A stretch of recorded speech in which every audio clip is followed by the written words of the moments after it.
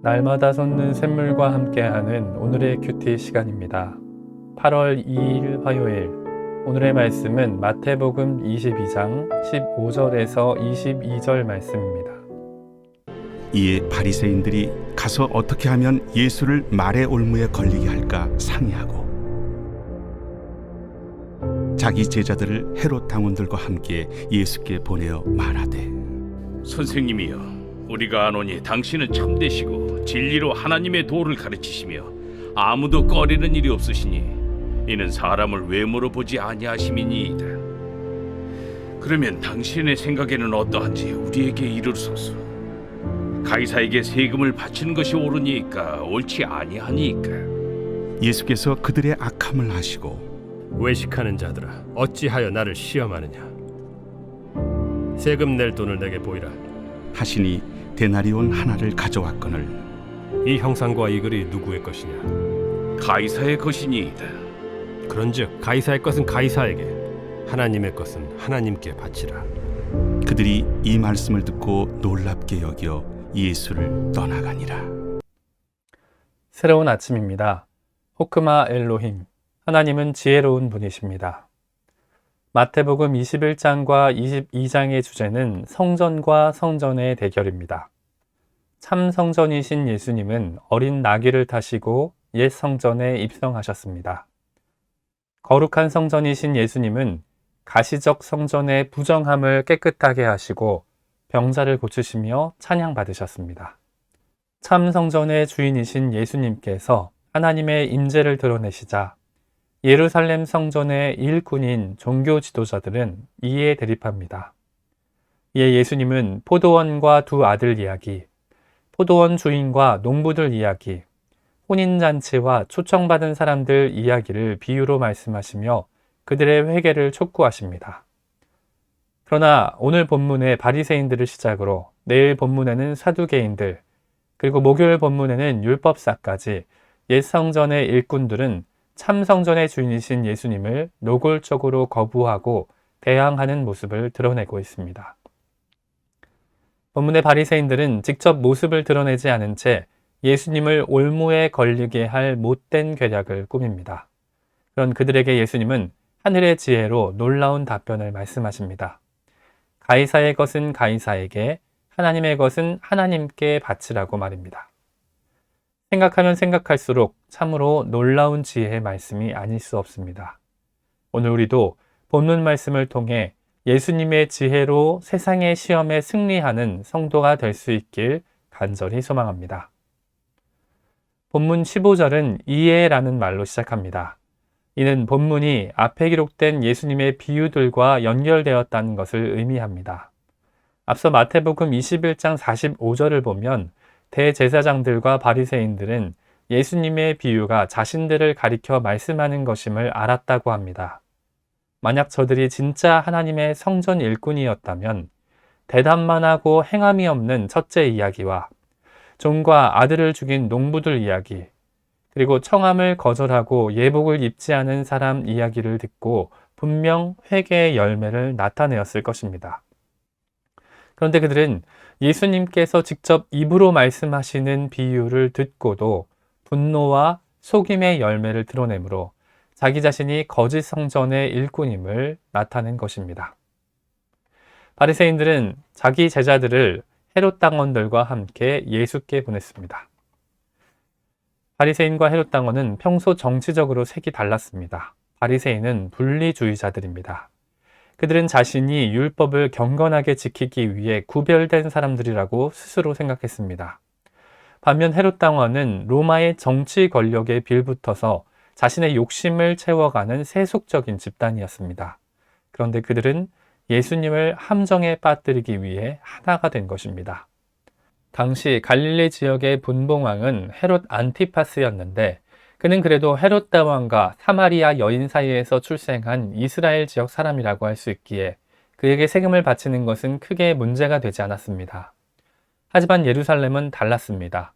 그 지역 분봉왕이었던 헤롯 아켈라오는 폐위가 되었고 예루살렘에는 지금 로마 총독이 있었기에 그들의 세금은 곧 로마 황제에게 직접적으로 바쳐지는 상황이었습니다.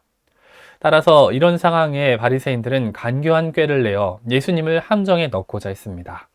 만약 예수님이 세금을 내라고 한다면 그는 겉으론 백성을 위하는 척하지만 결국 침략자들의 대변자밖에 될 수 없었고, 만약 예수님께서 세금을 내지 말라고 말한다면 그를 헤롯 당원 앞에서 정치적 선동자로 몰아서 즉각 체포할 수 있었기 때문입니다.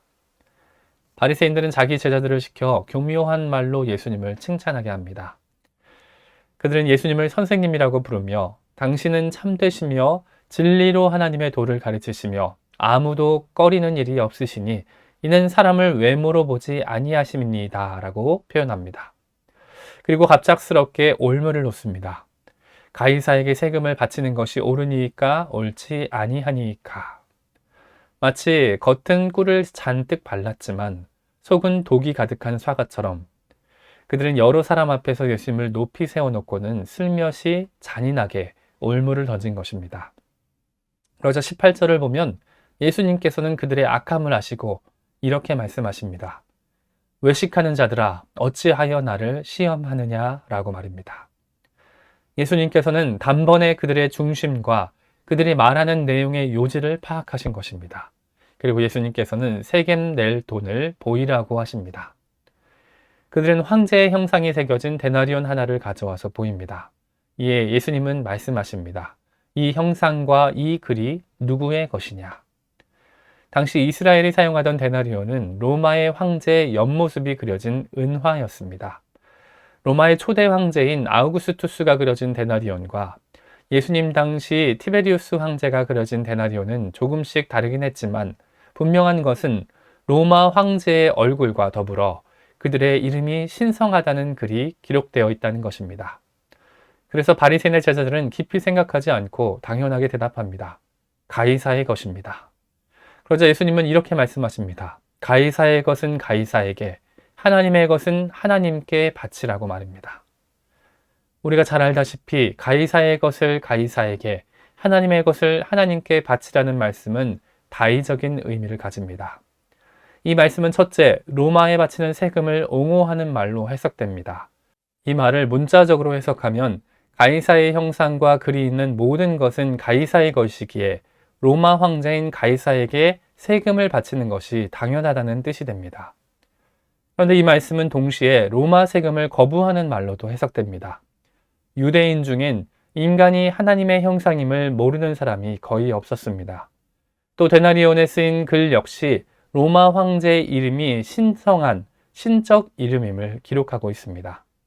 따라서 이 말은 가이사 역시 하나님의 형상이고 그에게 신적 이름을, 신적 권한을 부여한 것 역시 하나님이시기에 모든 데나리온은 하나님께 바쳐야 한다는 뜻으로도 해석되기 때문입니다. 마지막으로 이 말씀은 세상과 하나님 나라의 조화로도 해석됩니다. 예수님은 가이사에게 세금을 내는 것이나 하나님께 바치는 것을 각자 양심의 판단에 맡기셨기에 우리는 다른 개인이나 공동체를 정죄하고 판단할 수 없다는 것입니다. 사도 바울 역시 로마서 13장 7절에 모든 사람에게 줄 것을 주되 조세를 받을 자에게 조세를 바치고 관세를 받을 자에게 관세를 바치고 두려워할 자를 두려워하며 존경할 자를 존경하라 라고 기록합니다. 그래서 오늘날 그리스도인은 예수님의 말씀을 따라 그리고 바울의 명령을 따라 세상 나라를 위한 의무를 지키는 가운데 동시에 하나님의 나라를 이루어가는 것입니다. 말씀을 마무리하며 22절에 예수님의 말씀에 대한 그들의 반응을 살펴보길 원합니다. 그들은 예수님의 말씀을 듣고 놀랍게 여겨 예수님을 떠났다고 합니다. 바리새인의 제자들과 헤롯 당원은 예수님의 답을 들었지만 그 답을 가지고 자신들을 보낸 사람들에게 뭐라고 설명할 수 없었습니다. 예수님의 말씀을 들은 자가 그 말씀을 해석하는 순간 그 사람은 자기 자신의 양심과 가치관을 남들 앞에서 판단받을 수밖에 없기 때문입니다. 예수님은 꿀이 잔뜩 발린 독사과를 받으셨지만 그 사과를 가지런히 썰어서 그들에게 대접해 주신 것입니다. 그러자 그들은 가지런히 잘린 독사과 한 쪽씩을 들고 놀라서 황급히 예수님을 떠나가야 했습니다. 우리도 세상을 살다 보면 교묘한 함정으로 우리를 달콤하게 유혹하는 시험을 만날 때가 있습니다. 너희 눈이 밝아질 것이라 말하며 선악과를 먹으라 부추겼던 뱀처럼 아름다운 말로 칭찬한 후 정치범과 배신자로 취급받을 올무를 놓은 바리새인처럼 지금도 세상은 그리스도인을 달콤한 말로 유혹하고 하나님의 말씀이 아니라 자의적으로 판단을 취하라고 시험합니다. 그들은 예수님을 믿는 것은 머리로만 생각하면 되고 꼭 행동할 필요는 없다고 말합니다. 작은 잘못쯤 언제든 저지르고 회개만 하면 된다고 말합니다. 적당히 자기 것을 챙기고 적당히 욕심도 부리며 적당히 자기 밥그릇을 챙기라고 말합니다. 이웃의 험담에는 맞장구도 치고 새벽 예배나 저녁 예배, 목장 예배나 경건 모임은 꼭 나갈 필요가 없다고 속삭입니다. 적당히 여가나 문화, 스포츠도 즐기고 한 번밖에 없는 인생, 자신과 가족만 위해 최선을 다하면 된다고 말합니다. 무지한 세상 음녀의 입술은 꿀을 떨어뜨리며 그 입은 기름보다 미끄러워 보여도 나중엔 쑥같이 쓰고 칼같이 날카로워 그 발을 사지로 그 걸음을 스올로 인도합니다. 오늘 여러분은 세상의 유혹과 시험에 어떻게 반응하고 계십니까? 우리 지혜가 아니라 예수님의 지혜로 세상 시험에 승리하는 성도가 되시길 간절히 소망합니다. 함께 주님 가르쳐 주신 기도로 말씀을 마무리하고 개인적인 기도 제목과 자신이 속한 공동체를 위해서 또 한국 교회와 세계 열방을 위해서 기도하기를 원합니다. 하늘에 계신 우리 아버지, 아버지의 이름을 거룩하게 하시며 아버지의 나라가 오게 하시며 아버지의 뜻이 하늘에서와 같이 땅에서도 이루어지게 하소서. 오늘 우리에게 일용할 양식을 주시고 우리가 우리에게 잘못한 사람을 용서하여 준 것 같이 우리 죄를 용서하여 주시고 우리를 시험에 빠지지 않게 하시고 악에서 구하소서. 나라와 권능과 영광이 영원히 아버지의 것입니다. 아멘.